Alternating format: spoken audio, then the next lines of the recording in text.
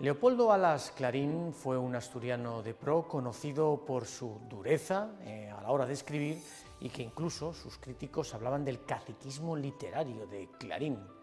Aunque su familia era asturiana, él nació casi por accidente en Zamora y desarrolló su infancia y juventud en la queridísima tierra asturiana. Si bien es cierto que a la hora de ponerse a escribir y actuar como literato lo hizo en Madrid, fue uno de los mejores retratistas de la vida típica y tópica del Madrid del siglo pasado. Pues bien, como asturiano hemos tomado una pequeña muestra de su literatura, precisamente dentro de una obra en la que atacaba a los políticos y los fustigaba de forma importante. Me estoy refiriendo a una obra que hablaba del palique, ni más ni menos. Escuchen lo que dice. El señor Cánovas ni se dobla ni se rompe, ni se rinde ni se arrepiente. Está empeñado en ser un cursi moral y político, y lo consigue. Todos los años, por este tiempo, lee su discursito en el Ateneo y allá va una ciencia más al diablo. Todo lo toca, todo lo mancha y, como dijo un autor, el señor Cánovas hace de todo saber de clerecía con toda rama de la ciencia humana, lo que los perros con las esquinas. El año pasado nos dio Cánovas un trabajito muy recortado y muy vulgar, digno de un mediano estudiante que lee sus tesis ante el tribunal del doctorado. Se trataba entonces de materia meramente política, casi se reducía el trabajo de Cánovas a extractar un libro nuevo que todos los aficionados a estas materias habían leído. Y anda, con Dios, el discurso podía pasar, el archivo de las cosas insignificantes. Lo que distinguía el opúsculo de don Antonio era lo único que da unidad a todos sus escritos, el estilo perro y el régimen endiablado. Duro, durísimo escritor y durísimas las palabras con Cánovas de Leopoldo Alas Clarín. El personaje que nos acompaña hoy es duro, es el azote de la oposición, el azote del gobierno, esté donde esté. Enseguida estamos con él.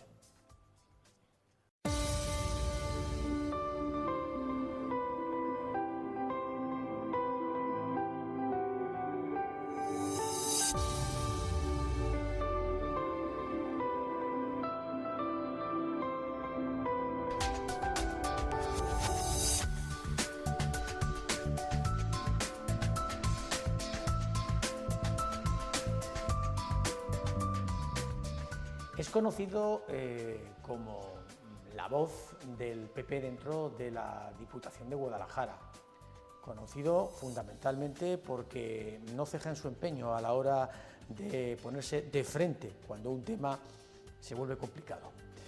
Es conocido en esta casa porque desde hace algunos meses es tertuliano en nuestro programa de los jueves, en esa tertulia que es Café, Cope y Puro. Y es conocido como asturiano también, porque donde quiera que vaya vende su asturianía, lo podríamos decir así. Esta noche, señoras y señores, está con nosotros Mario González Omoano.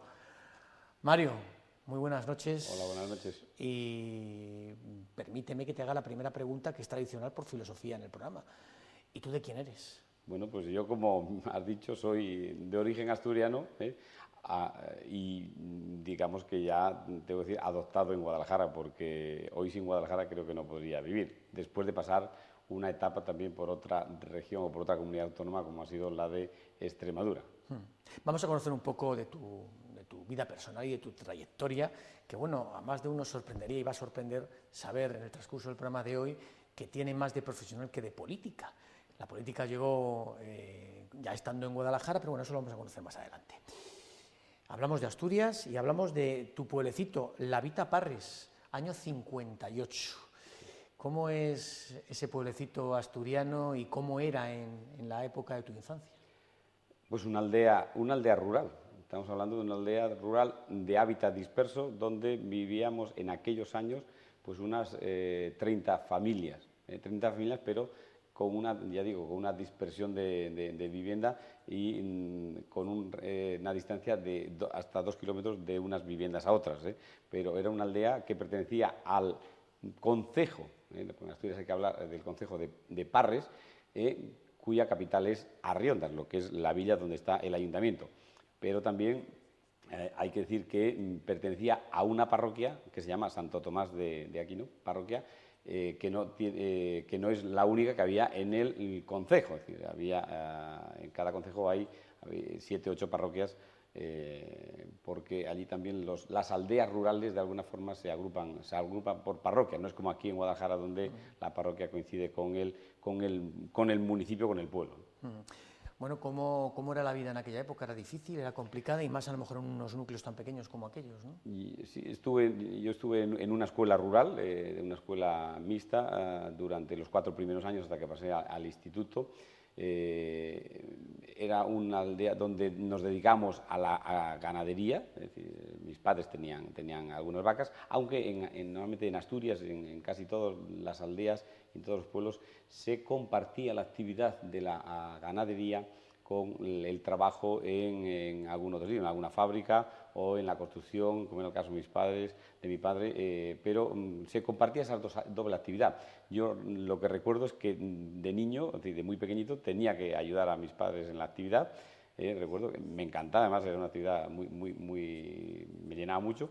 Y recuerdo de trabajar siempre, todos los días, o sea, allí no había descanso. Teníamos un descanso, pues a lo mejor el domingo, lógicamente para ir a misa, y también, bueno, pues a lo mejor por las tardes, entre los pocos chicos que habíamos, que éramos unos 14 o 15, pues echábamos el partidillo donde nos dejaban por allí en algún campo, porque allí no había propiedad municipal ni había nada, o sea, donde nos dejaban en algún punto, pues echamos algún partidito los domingos.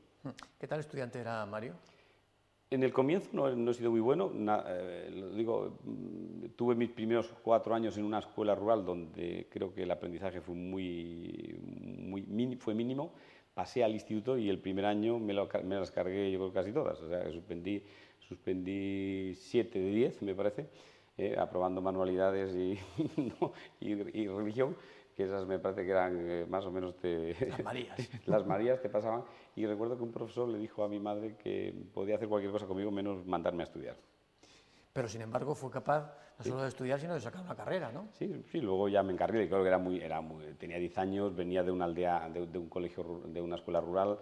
Entrar en un instituto no tiene nada que ver con la educación en una escuela de estas mixtas, donde éramos pues unos 15 chicos, ¿no?, de distintos niveles. Y bueno, pues luego me encargué, no he tenido problemas, no he vuelto creo que ni a suspender en junio durante todo el bachiller, y luego emprendí la carrera de magisterio. ¿Sí?